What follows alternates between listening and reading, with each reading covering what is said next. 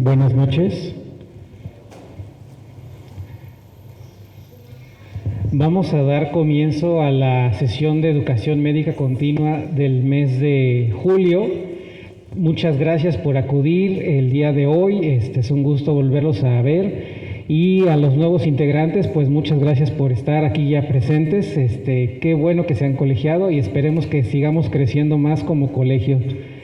El día de hoy vamos a tener una excelente plática acerca de insuficiencia venosa por el doctor Fernando Guardado Bermúdez. Él es especialista en cirugía general, egresado por el Servicio Médico de Petróleos Mexicanos y con la especialista en angiología, cirugía vascular y endovascular, egresado del Hospital Licenciado Adolfo López Mateos del ISSSTE. Es miembro activo de la Sociedad Mexicana de Angiología, Cirugía Vascular y Endovascular. Además, ha participado en la publicación de algunos artículos de revisión científica y actualmente tiene práctica médica privada en Irapuato, Guanajuato, en el Hospital MAC y además aquí en Salamanca. Pues bueno, doctor Fernando, muchas gracias por la visita y pues esperamos que el excelente tema que nos pueda ofertar.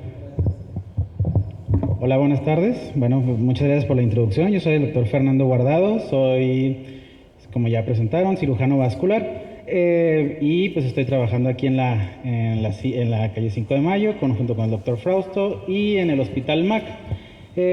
Voy a hacer una plática, pues espero que no, nada tediosa sobre enfermedad venosa crónica.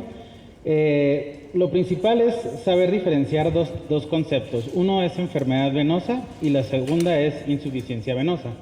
El concepto como tal de enfermedad venosa se va a referir a todas aquellas manifestaciones de patología venosa, es decir, desde la pesantez, pequeñas arañitas, varices, hiperpigmentación en la piel, hasta úlceras.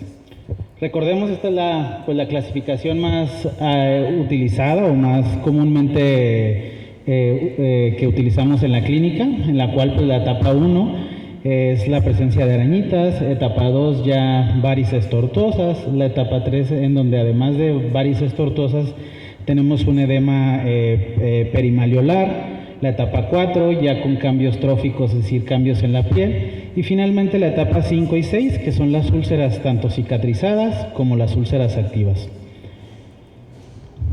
El concepto como tal de insuficiencia venosa crónica se refiere a las últimas etapas, es decir, ya cuando tenemos manifestaciones de edema, además de las venas tortuosas. ¿Qué tan importante es la patología venosa? Bueno, se habla de que los pacientes arriba de 75 años, el 90-95% de ellos van a presentar alguna manifestación de esta enfermedad. Económicamente es una patología que cuesta. En Estados Unidos estamos hablando de que son $2 billones anuales los que se gastan en esta enfermedad y tan relevante es que el 80% de las úlceras que tenemos en los miembros pélvicos van a ser de etiología venosa. No importando en cuál etapa de la enfermedad venosa nos encontremos y cuál tratamiento ofrezcamos, puede ser desde compresoterapia, ejercicios, procedimientos quirúrgicos, todos van encaminados a lo mismo: mejorar los síntomas, reducir la inflamación o el edema, tratar los cambios dermatológicos que ya tiene el paciente y, en las etapas más avanzadas, desde luego, la curación de las úlceras. El tratamiento conservador va desde las cosas más cotidianas y más sencillas que todos estamos acostumbrados a recomendar a nuestros pacientes, como es la elevación de miembros pélvicos, ejercicios, hasta medidas un poco más, pues digamos, con un poquito mayor de especialización, como son la compresión neumática, que pues realmente no tiene una gran ciencia indicarla. Más que nada hay que ver cuándo está indicada y cuándo no lo podemos utilizar. En el caso de la elevación de las piernas, bueno, es una medida sumamente efectiva, ya que del 100% de los pacientes que nosotros recomendamos esta medida, el 40% de ellos van a mejorar el edema y la sintomatología. ¿Cuáles son las desventajas? Es una medida que requiere por lo menos 30 minutos cada 4 o cada 6 horas del día. Entonces, es muy complicado que el paciente se apegue a este tipo de medidas higiénicas, que el paciente detenga sus actividades para levantar las piernas. Realmente no se requiere una elevación significativa. Si nosotros acostamos totalmente al paciente con que eleve unos 15 a 20 centímetros por arriba de la base del colchón o de la superficie donde esté recostado, es más que suficiente. Es decir, con que esté a nivel del corazón. Sin embargo, pues como les comento, es complicado que el paciente se apegue a este tipo de medidas por lo que implica de tiempo y pues todo lo que tiene que fraccionar sus actividades pues cotidianas. Los ejercicios, el clásico caminar, siempre va a ser la medida pues que tiene mejores resultados. Hay ejercicios que recomendamos como el pararse de punta a talón, o ejercicios punta a talón mientras que permanecen sentados los pacientes, o incluso en la técnica de bicicleta en los pacientes que están acostados. Una desventaja de este tipo de higiene, principalmente de la caminata, es que el paciente adulto mayor tiene un problema que se llama disfunción de bomba, donde por más que camine, el paciente siempre se va a hinchar, se le van a hinchar los pies, puesto que la pisada es atípica, es decir, en lugar de hacer una pisada de talón punta, la mayoría de los pacientes adultos mayores tienen una pisada como de patito, donde toda la superficie del pie está teniendo contacto en el mismo momento sobre la superficie del piso. Entonces la bomba plantar, que es donde realmente inicia el retorno venoso, pues no tiene una función adecuada. Entonces ahí es donde los ejercicios como el ejercicio punta talón sentado o punta talón acostado, o los ejercicios de bicicleta acostados tienen la relevancia. La terapia de compresión va a ser la piedra angular del tratamiento. Por más que estén apareciendo constantemente artículos recientes donde se trata de echar pues por la borda todo este tipo de tratamientos de las medias de compresión, los vendajes, pues realmente la evidencia lo sigue sustentando como la medida ideal y la piedra angular para el tratamiento de la enfermedad venosa. Sin embargo, requiere un apego muy, muy importante del paciente para poder obtener estos resultados. Por lo menos requerimos una constancia de 3 meses utilizando las prendas compresivas en un tiempo diario de por lo menos 8 horas. Es decir, es muy complicado que un paciente que jamás ha utilizado una prenda compresiva, es decir, una venda o una media elástica, por menor que sea la compresión, se acostumbre a esa incomodidad que se siente de manera inicial, y la mayoría de los pacientes no tienen un adecuado apego al uso de estas medidas. Por eso hay que saber cómo las vamos a recomendar. Habitualmente yo lo que les sugiero es que una vez que ya sabes qué medida y qué talla de media utiliza el paciente, si nunca ha utilizado un calcetín de compresión, iniciar con 2 horas al día, el siguiente día 3, el siguiente 4, 5, 6, hasta que logremos por lo menos que tolere 8 horas. Si al terminar esos primeros 5 días no tenemos todavía una adecuada tolerancia al uso de la prenda de compresión, regresamos hasta que logremos que se toleren por lo menos 8 horas, y progresivamente los vamos a ir extendiendo hasta que pues la mayoría del tiempo que esté él de pie o sentado las pueda tolerar. Tenemos medias elásticas, tenemos vendajes no elásticos, tenemos compresiones dinámicas como son las botas de compresión neumática. ¿Cuándo vamos a indicar una compresión? Bueno, cuando estemos seguros que la inflamación, es decir, el edema del miembro pélvico, sea secundario a una patología venosa o linfática. Que el trasudado realmente tenga una causa venosa, es decir, que tengamos, la mayoría de los pacientes o todos los pacientes que tienen una patología venosa tienen que tener un ultrasonido para saber exactamente en qué estadio vamos a encontrarlos.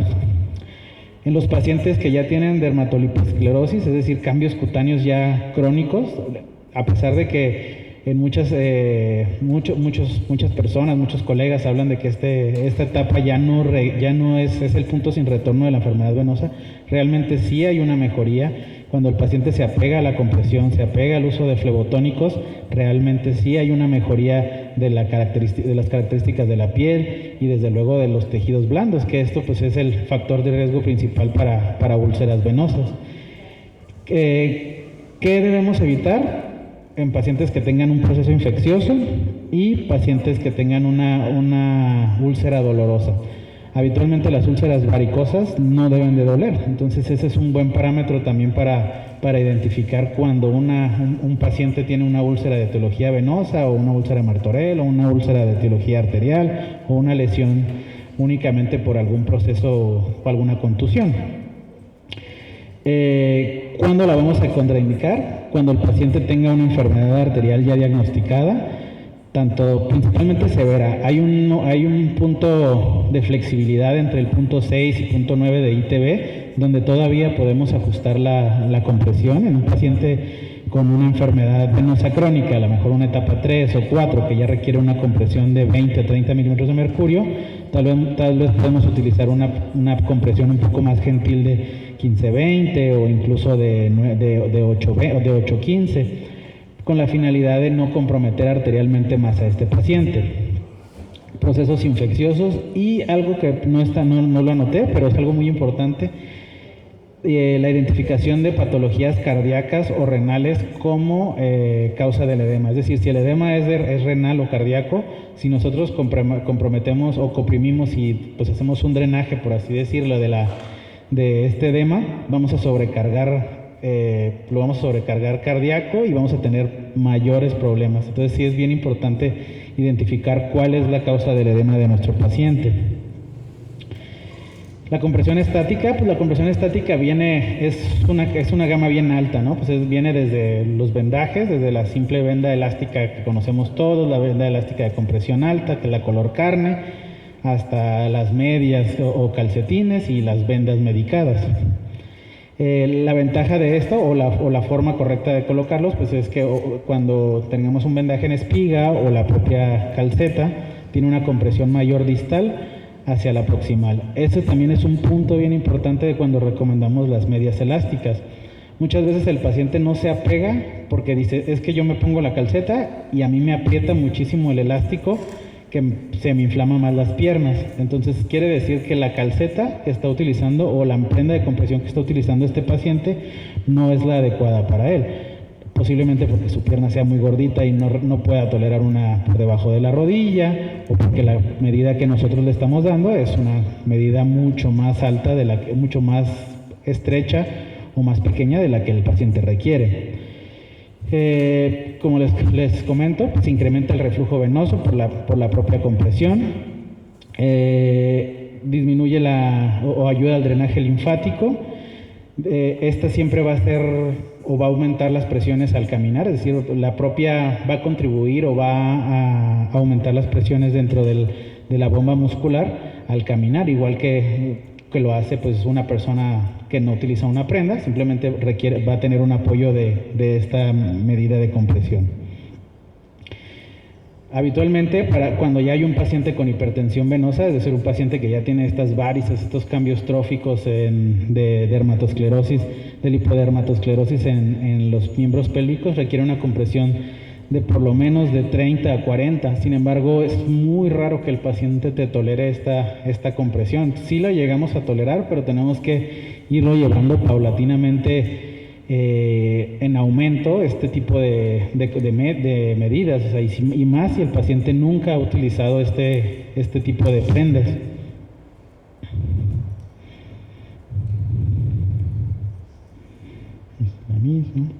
Eso también es muy importante. ¿Cuándo colocar la media? La media se tiene que colocar en el inicio del día.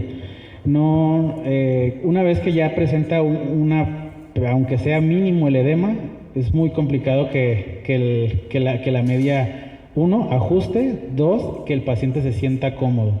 Por eso siempre se les hace el hincapié de, ¿va a utilizar su media? Sí, ok. Entonces se la va a poner en las mañanas después de su higiene personal y si quiere se la puede retirar a mediodía o a media tarde, pero tiene que apegarse a ese inicio del día, es cuando se inicia la colocación de la media de compresión. Algo muy importante es que la compresión de las medias va de mayor en la porción más distal, que es donde se mide la presión que está graduada y a la cual nos referimos cuando indicamos una 20-30, 15-20. Esta presión es la presión que va a ejercer la media sobre el tobillo y progresivamente hacia arriba va a ir disminuyendo, de tal manera que habitualmente en el elástico debe de ser menor al 25 o 30% de la compresión. Es por eso que les digo que si el paciente se queja de que la compresión es muy alta en el elástico, o nosotros lo vemos que se quita la calceta y el elástico le está marcando la piel, quiere decir que el tamaño de la media no es el adecuado para este paciente. Tenemos diferentes presentaciones, tenemos calcetas, medias por debajo de la rodilla, tenemos por arriba de la rodilla para embarazadas, pantimedias, con punta, sin punta, con elástico, pantorrilleras, y todas son buenas. Realmente, como les comento, la presión que indicamos va a estar dada sobre el tobillo. El resto de la prenda pues tiene una graduación mucho menor de lo que se requiere terapéuticamente, entonces con que se utilice por abajo de la rodilla es más que suficiente. ¿En qué pacientes la recomendamos por arriba o la pantimedia? En los pacientes con obesidad principalmente, o pacientes que tienen trombosis venosa profundas muy, muy altas. También son pacientes en los que las prendas por arriba de la rodilla son de utilidad, pero tal vez el 90% de nuestros pacientes, con que utilicemos una media por debajo de la rodilla es más que suficiente. La graduación que vamos a indicar va a depender en qué estadio venoso encontremos a nuestro paciente.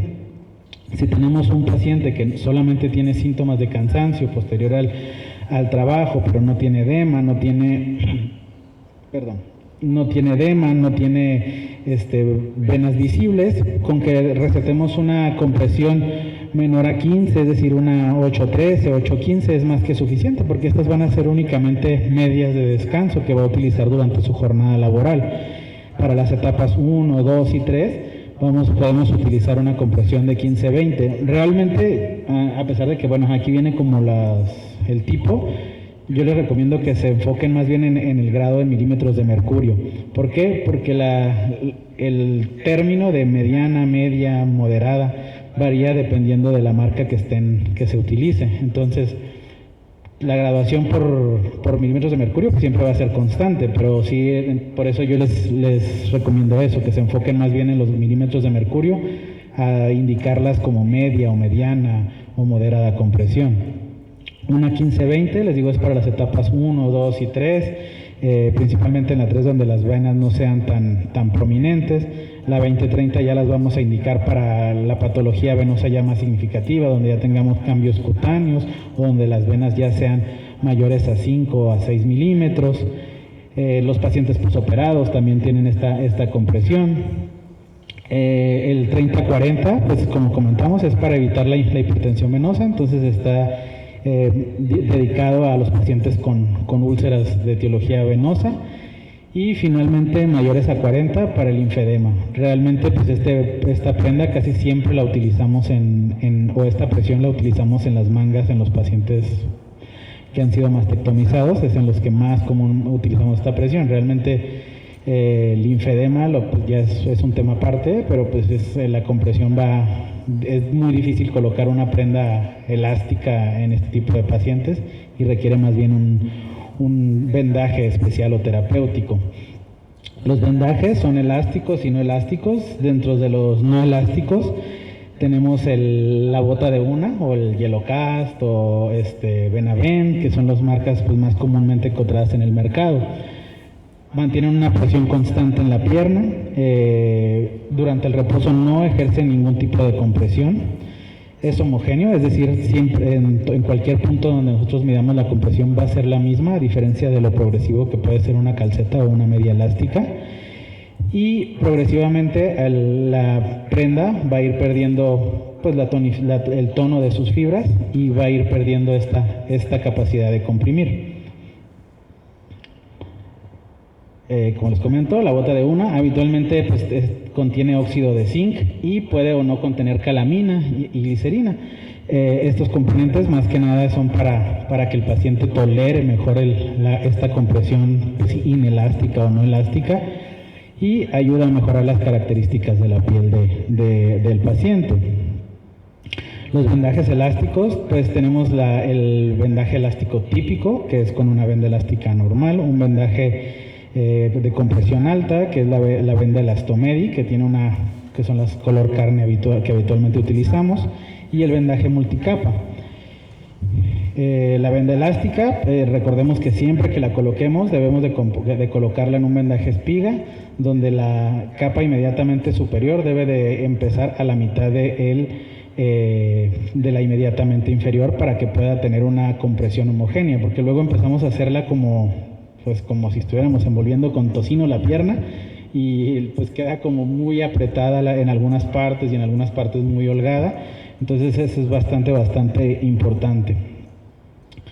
El vendaje multicapa, a pesar de que aquí, bueno, en esta diapo pues son 4 capas, existe vendaje multicapa desde 2 hasta 4, 5, incluso hay algunos de 6. De lo que se trata es que la compresión que vayamos ejerciendo sobre los tejidos de nuestro paciente vayan siendo, pues como bien se dice, progresiva, y lastime lo menos posible la piel del paciente. Recordemos que la piel del paciente venoso es una piel que es muy frágil, entonces la posibilidad de que tan solo un vendaje muy ajustado le pueda causar una lesión y una úlcera venosa, pues es alta. Habitualmente una de las alternativas que tenemos, porque el vendaje multicapa además no es fácil de conseguir, tenemos vendajes multicapa que podemos elaborar con bota de encima una venda elástica y finalmente una compresión elástica alta.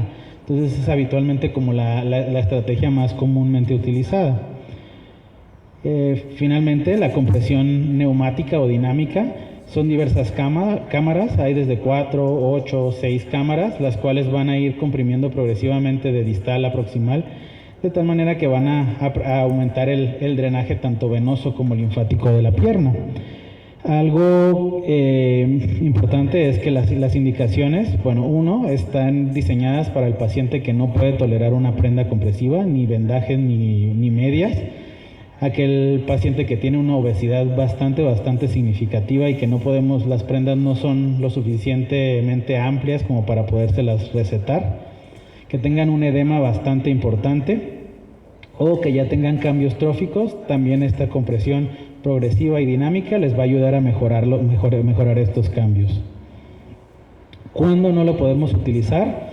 Cuando el edema es de etiología cardíaca, cuando hay una patología arterial, igual que cualquier otra medida de compresión, y finalmente cuando hay procesos infecciosos.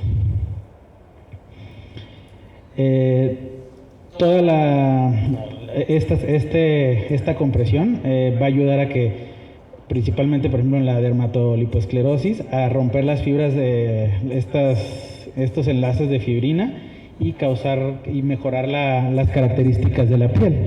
Ayuda también a que pueda presentar o mejorar al drenar el contenido venoso de la pierna, a la cicatrización de las heridas y pues desde luego a mejorar la hemodinamia del flujo venoso.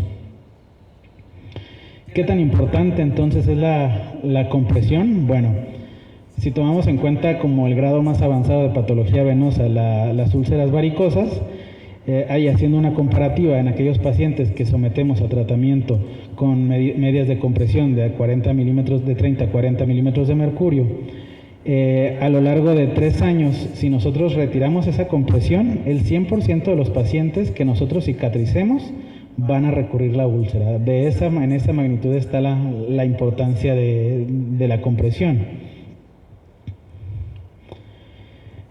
Los fármacos. ¿Qué fármacos utilizamos en la enfermedad venosa? Podemos utilizar diuréticos cuando el edema es bastante importante, antiinflamatorios cuando el dolor es importante y el flebotónico no es no es suficiente para controlarlo, antibióticos y finalmente los dos que pues nos importan más, los reológicos y los fármacos venoactivos.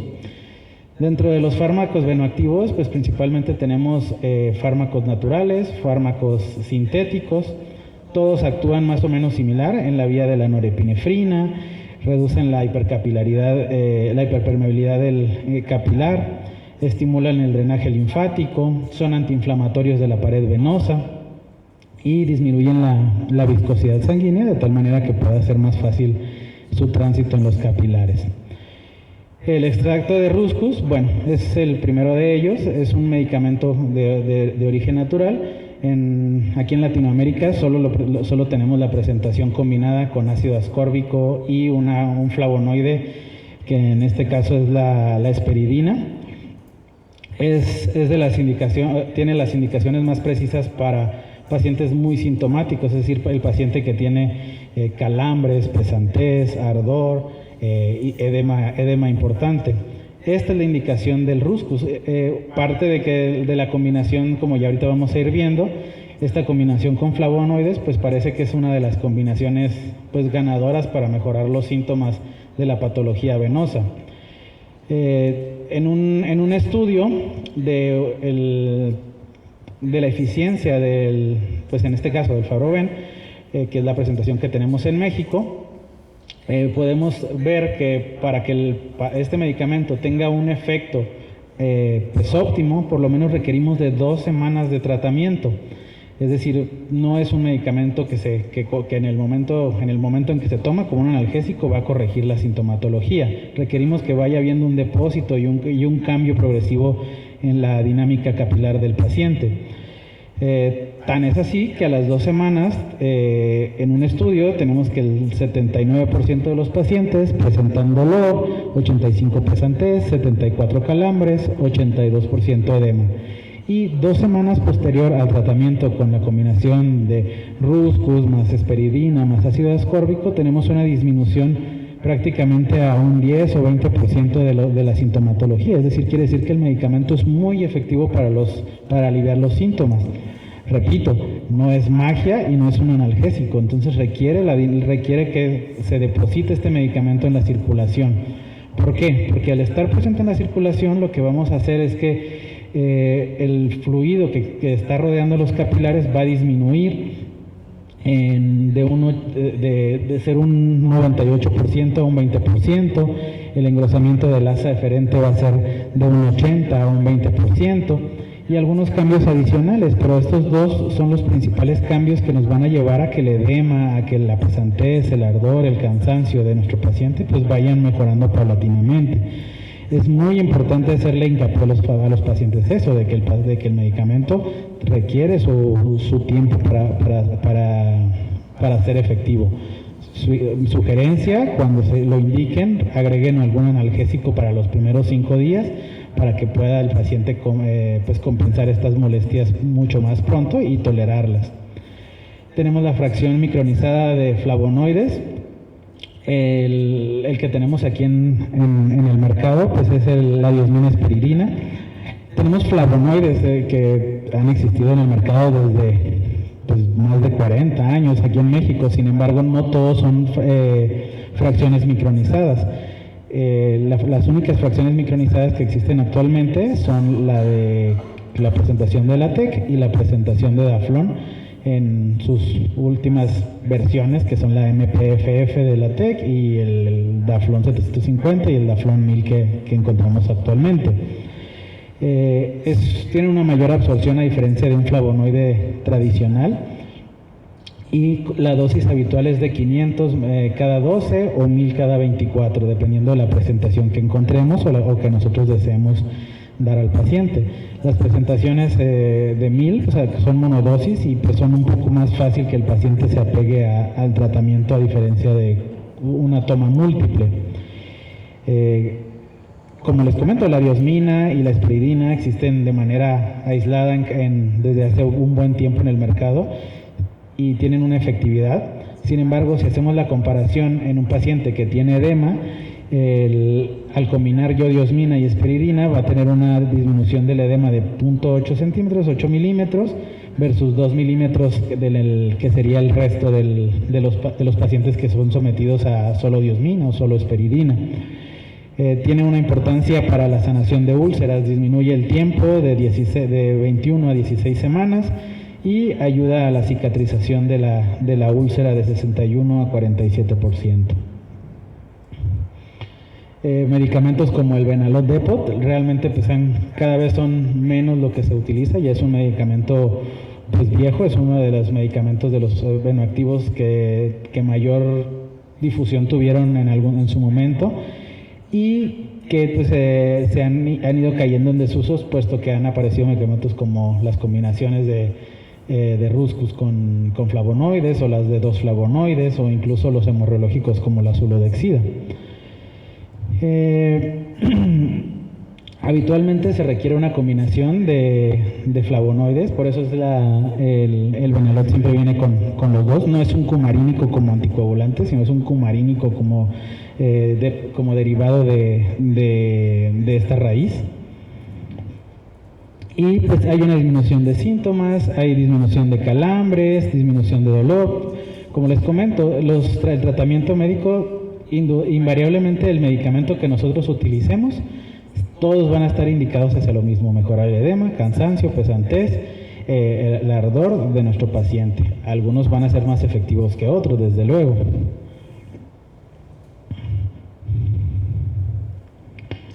El extracto de castañas de Indias es un medicamento muy socorrido por los pacientes, es muy cómodo, muy gentil para el paciente.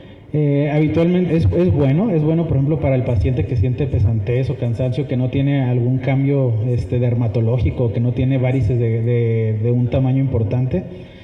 Habitualmente es en este tipo de pacientes donde tiene más cabida este medicamento.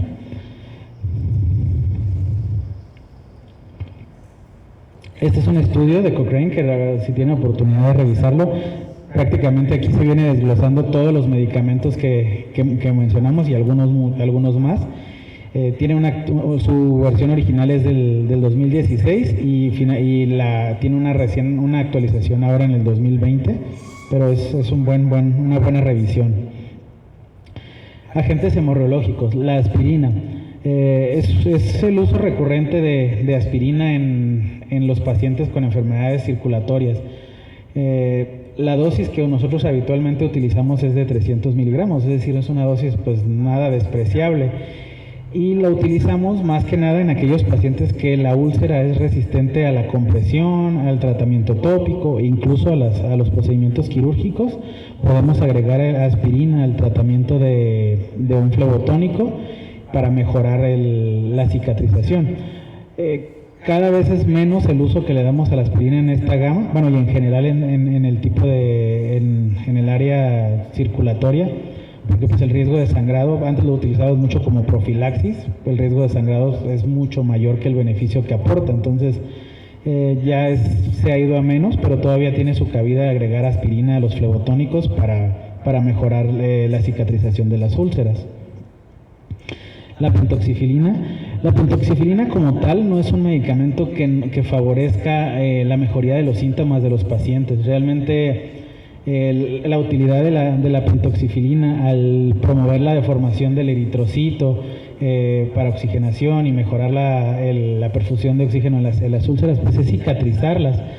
Disminuye es un inhibidor selectivo de la adenilato ciclasa, incrementa la AMP, inhibidor del factor de necrosis tumoral, promueve la síntesis de leucotrienos, es decir, entonces es un modulador de inflamación. Entonces, por eso la pentoxifilina tiene un uso pues muy estricto en los pacientes con úlceras varicosas, donde hay una presencia de proceso inflamatorio más importante. El problema también que tiene la pentoxifilina es que las dosis son muy altas, son 400 miligramos cada 8 horas, y entonces el paciente muy pocas veces tolera estas dosis porque es muy incómodo gastrointestinalmente, provoca mucha distensión, náuseas, flatulencias. Entonces el paciente casi nunca se puede apegar realmente a estas dosis, y entonces nos vemos forzados a disminuirlas para aportarlo. Sin embargo, pues se requieren estos 1200 miligramos circulando para poder tener un efecto real en la úlcera venosa. Finalmente, el último medicamento es la Zulodexida. Es un glucosaminoglicano, es posiblemente el de los medicamentos que utilizamos para enfermedad venosa, es el de más reciente auge. Funciona como fibrinolítico, funciona como antitrombótico, comparte ciertas características como la heparina. Entonces incluso hay protocolos donde los pacientes donde la contraindicación de uso de anticoagulación, en el caso de trombosis venosa profunda, podemos dejar el Becel Duo, que es la presentación que hay en el mercado, para mejorar o disminuir el riesgo de síndrome postrombótico y mejorar la característica del trombo. Donde la sulodexida tiene un muy buen impacto es en la cicatrización de úlceras, ya que la sulodexida es el único medicamento para este tipo de patologías que vamos a encontrar tanto parenteral como enteral. Este medicamento, pues, la ámpula, el ámpula lo vamos a aplicar de 60 miligramos cada 24 horas durante 20 días y luego vamos a cambiar a la dosis habitual, que dependiendo del país donde los encuentren, pero aquí en México viene como unidades, entonces son 250 unidades cada 12 horas, que esa es la graduación en la que viene la cápsula, es una cápsula en la mañana y 250 por la tarde. La recomendación para el tratamiento de enfermedad venosa de los flebotónicos va a ser únicamente para los flavonoides, ya sea combinados, en el caso de Rhuscus, ácido ascórbico y flavonoides, 2 flavonoides, como es la combinación de diosmina esperidina, que es un sintético y un natural. Estos son los únicos la que tienen la indicación más precisa para administrarse en los pacientes de enfermedad venosa sintomática. No se recomienda el uso rutinario de antibióticos o de pentoxifilina, castaña de indias o de aspirina, puesto que los efectos para este tipo de pacientes pues no son tan satisfactorios como esperaríamos. Tal vez dentro de los tratamientos que hemos revisado, el que tiene mayor impacto para los síntomas de nuestro paciente, que es habitualmente por lo que van a llegar con nosotros, es decir, la pesantez, el ardor, el cansancio, es el Rhuscus con sus combinaciones y los flavonoides. Prácticamente estos dos pues como vemos en la tabla, van a tratar todos los síntomas, hasta el prurito, el edema, el cansancio, la pesantez, incluso tienen alguna mejoría en la piel de nuestro paciente. El resto no quiere decir que sean malos, son buenos, sin embargo, digamos que el espectro más grande de alivio para el paciente lo van a cubrir estos dos, y si lo podemos combinar, pues tal vez sea la mejor alternativa. Y la sulodexida, pues la verdad es que sí hay una mejoría de síntomas, sin embargo, prácticamente lo dejamos como en un campo aparte para los pacientes con enfermedad tromboembólica.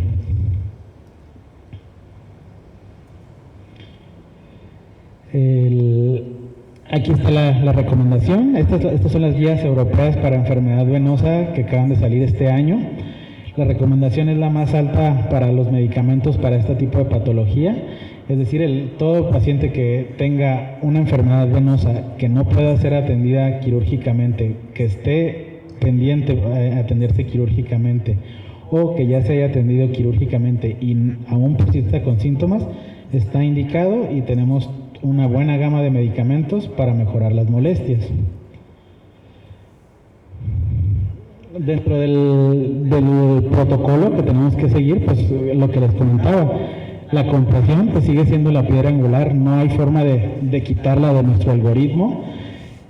A esto le vamos a agregar el ejercicio, que es pues digamos el de menor peso, y finalmente pues el uso de flebotónicos. Entonces estos 3 aspectos siempre van a llevar a nuestro paciente a una mejoría tanto de los síntomas como de las características o del estadio venoso en el que lo encontremos.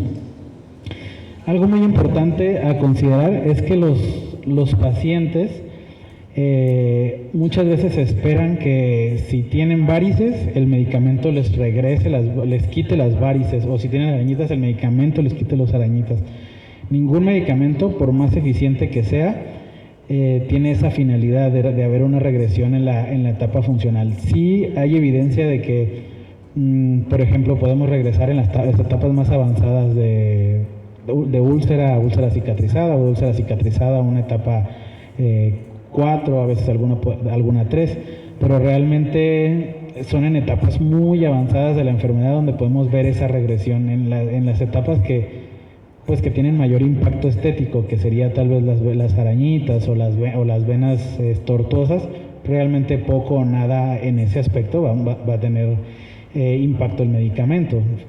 Nada que decir y nada que debatirle al alivio de los síntomas, pero pues si el paciente busca mejorar la estética o la apariencia de sus piernas, pues no es la opción.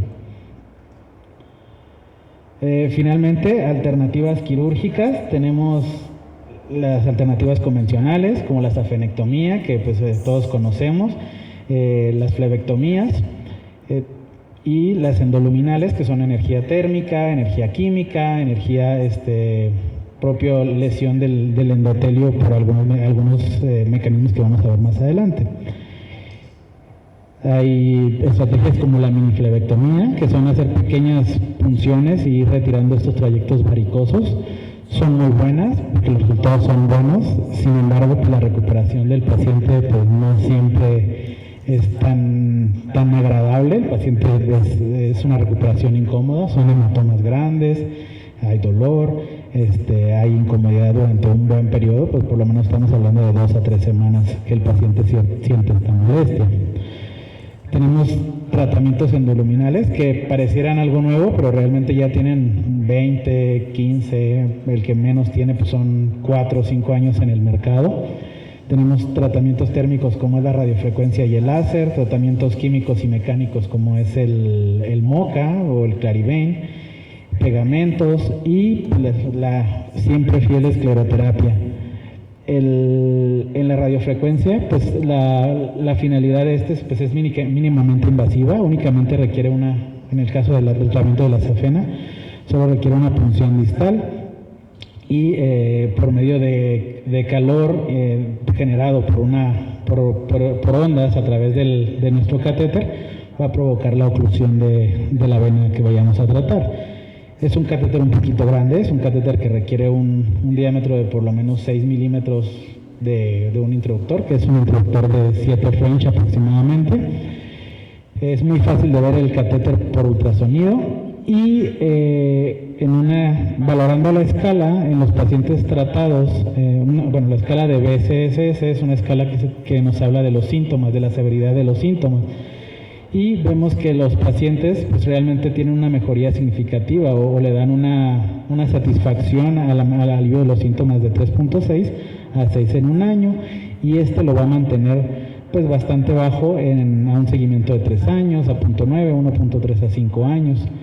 Y algo muy importante, una vez que nosotros tratamos una vena con radiofrecuencia o con láser, porque prácticamente este rubro es aplicable al láser, no hay una diferencia entre usar láser y radiofrecuencia, la persistencia de la oclusión, es decir, este cierre que nosotros le damos a la vena, a un seguimiento de 5 años es del 92%, a un seguimiento de 10 llega a ser hasta del 80%. Entonces esto es muy importante para mantener a nuestro paciente en una etapa venosa, en una etapa venosa leve, con pocos síntomas y con poca posibilidad de que en los pacientes ulcerosos de que vuelva a presentar una úlcera. La forma en cómo se funciona el catéter de radiofrecuencia o pressure fast es damos un piquete en la vena que vamos a tratar. Podemos tratar safena menor, safena mayor, perforantes y vamos por así decirlo, ocluyendo la vena, de tal manera que el catéter adentro de la vena va produciendo energía térmica, de tal manera que la va a ocluir. Algo que también es importante es que tanto para el láser como para la radiofrecuencia tenemos que administrar una solución fría alrededor de la vena para que esta vena pueda abrazar el catéter y los resultados sean más favorables. En el caso del láser es mucho más chico el catéter que utilizamos, es un introductor de 4 French, es decir, es casi la mitad del catéter en comparación a radiofrecuencia. Al igual que la radiofrecuencia es ambulatorio, los resultados son igual de buenos, tienen una oclusión de la safena de más del 90% a 5 años, del 80% a 10 años. Y actualmente tenemos varias estrategias. Podemos utilizar el catéter radial, como la figura que vemos ahí, que donde la energía no solo se emite a través de la punta, sino es alrededor de la punta. Y esto nos va a distribuir mejor la energía, de tal manera que vayamos utilizando menos calor y la posibilidad de una complicación sea mucho menor. Los resultados son estéticamente muy buenos. Es un procedimiento ambulatorio 100%, es un procedimiento que tenemos, lo operamos, se recupera después de la anestesia y puede irse a casa caminando, incluso puede realizar su actividad física lo más cotidiano posible. La recomendación para el láser en los pacientes con enfermedad venosa es es la primera elección para el tratamiento cuando ya hay un cambio de una insuficiencia venosa o un reflujo safeno. La indicación para utilizar radiofrecuencia o láser es absoluta. Tenemos otras alternativas, como es este dispositivo que tiene relativamente en el mercado, tiene 2 años aquí en México. Prácticamente lo mismo, hay que colocar un introductor. La diferencia es que ese catéter largo, esa viborita que vemos ahí, tiene que pasar hasta en la vena y va retirando paulatinamente y va depositando un cianocrilato. Prácticamente es una cola loca muy cara y va pegando la pared de la vena de tal manera que mantiene ocluida este segmento venoso tratado. Es una buena estrategia. Problemas, es extraordinariamente caro. El puro dispositivo anda rondando alrededor de los 40,000 pesos y requiere un buen expertise para poderlo utilizar, porque si el medicamento, si no lo tiene un tiempo muy corto de utilidad, entonces si no lo vamos retirando con un buen ritmo, se nos puede quedar pegado el catéter adentro. Entonces sí es importante tener un buen expertise de este dispositivo. Y la otra es que la punta del dispositivo se ocluye si también no vamos depositándolo con un buen ritmo.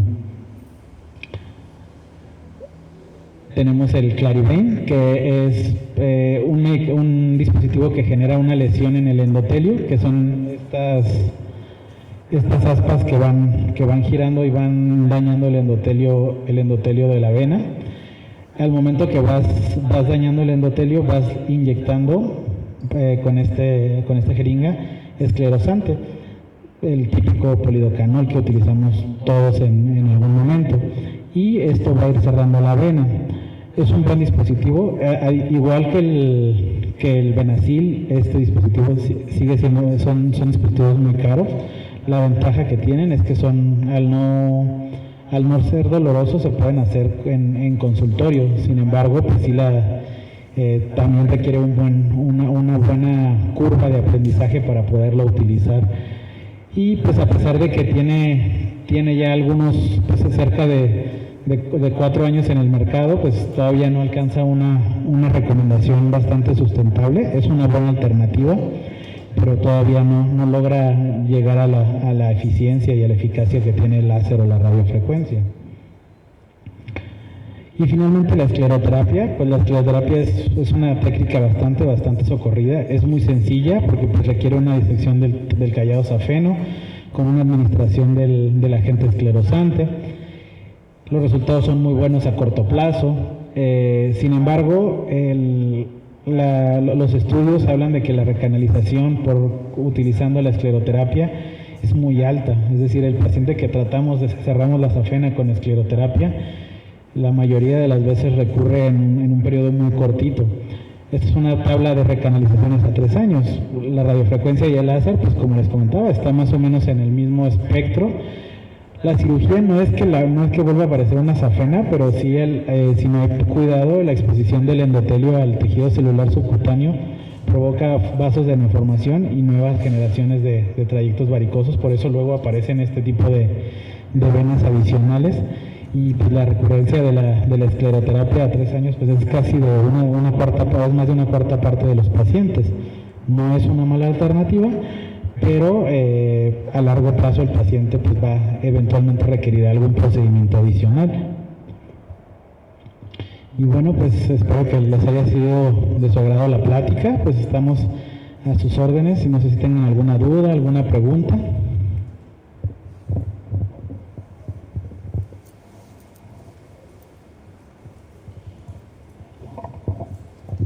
¿Alguna duda para el doctor?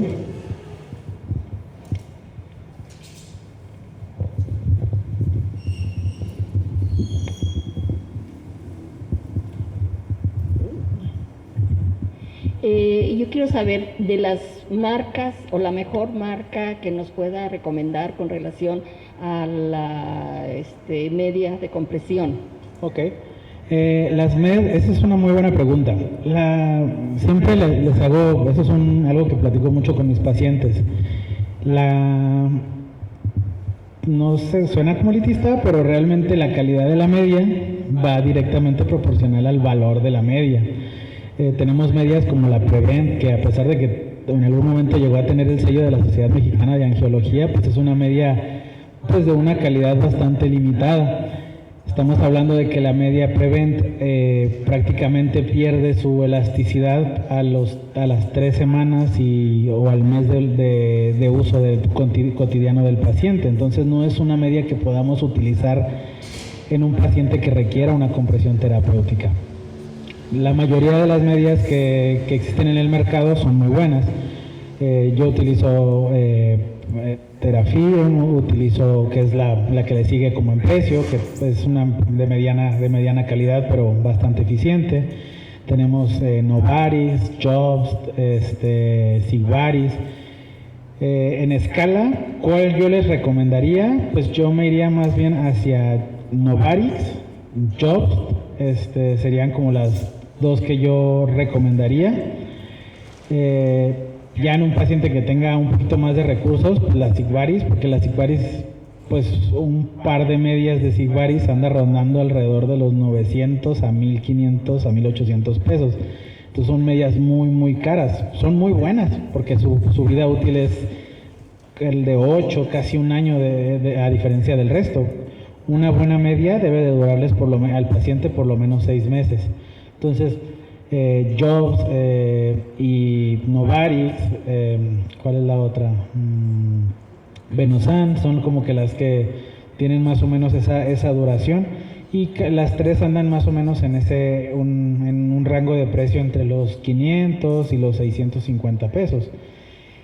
Sí, la mayoría de los pacientes te llegan con las Prevent, pero por la situación económica, porque son muy accesibles. O sea, un par de medias de Prevent anda en 110, 120 pesos. Entonces, pues sí hace la diferencia. Yo lo que sí les hago mucho hincapié a los pacientes también es que si por la situación económica no pueden hacerse de una prenda de compresión de mayor calidad, procuren hacer una renovación de sus medias elásticas en que cada mes o mes y medio máximo, para que pues su uso sea, pues digamos, les sirva, porque pues de nada sirve que tengas unas medias que te costaron 100 pesos y pues si al mes ya no te van a servir, las vas a sentir más cómodas desde luego, porque pierden la elasticidad, pero ya no van a tener el efecto terapéutico que se requiere.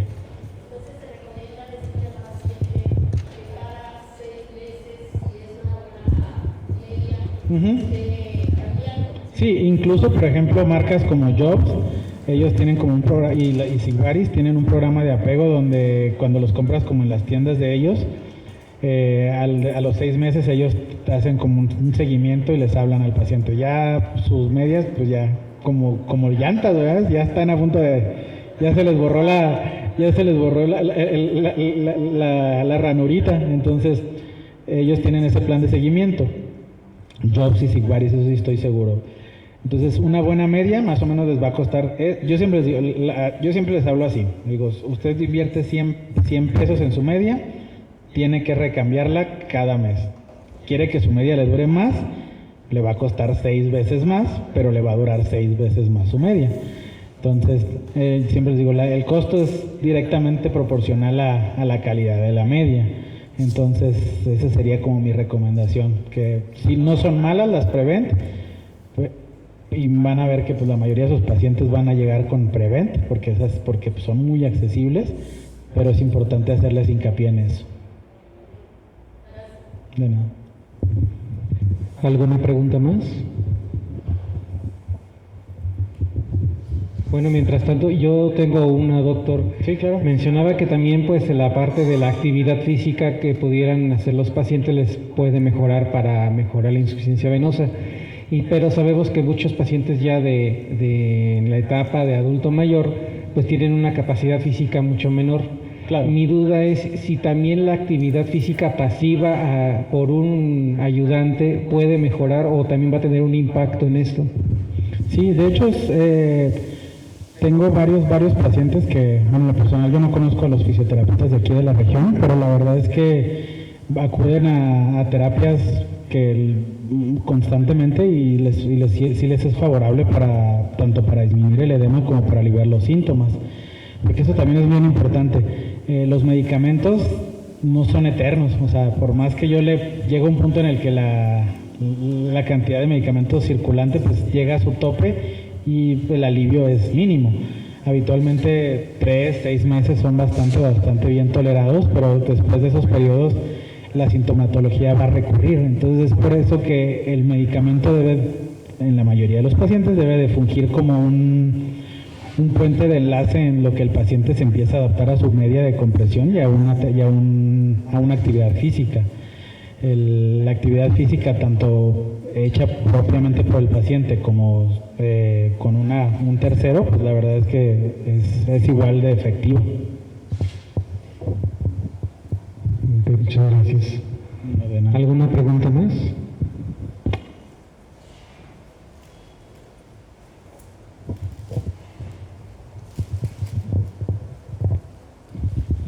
Bueno, si no hubiera algo más por parte de aquí de los asistentes, pues le agradecemos, doctor Fernando, muchas gracias por su ponencia, un tema muy interesante.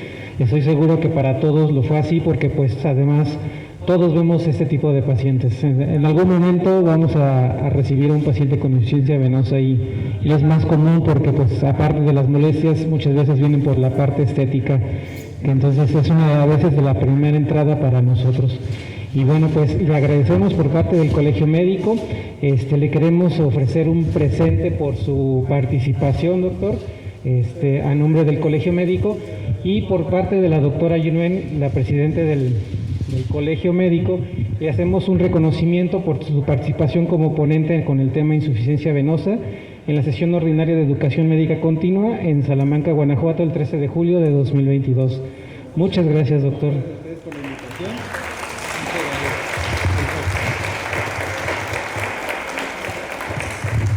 Estamos a las órdenes aquí en Salamanca y en el trabajo para los que los vamos a hacer. Bueno, gracias. Vamos a